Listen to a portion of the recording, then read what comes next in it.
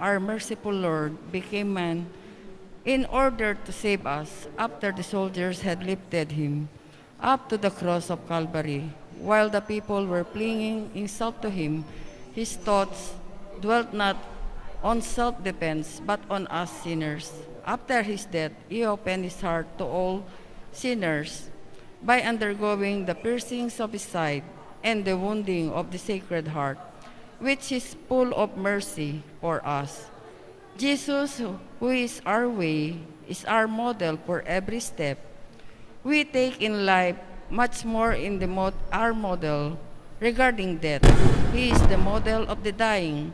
His death was the most precious of all deaths, and trusting in His mercy, we all live in our lives following day after day on the path that His mercy that has given us.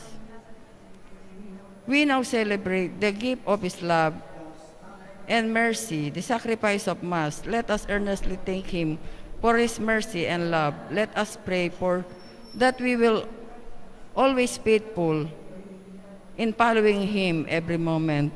Let's include in our prayers the Thanksgiving Mass of Alianige and Torno family, Amelita Balyacer, Dr. Conrado Balyacer, Paulo Hison and family, Eder and Eniel Dison and family, Angelita Bautista family, Lorenzo and Dison family, Ernesto and Mila Dison, Gina Aguirre and family, Lynn Alde, Marian Torres, Abby Janaski family, Nelia Lopez, Rupina De Leon, Angela Sicanco, Maria Luna Lopez, Kalawag and family, Manolo and Perlita Lopez and family, Maria Nazaret Lopez, Aldrin Higilion and family, Chacha Malikdim, Romina Espino, Rowena Barcelon, Mateo Serrano Loken, Lourdes Quiazon, Amy Bukod, Alika Quiazon, Lerma Santos and family,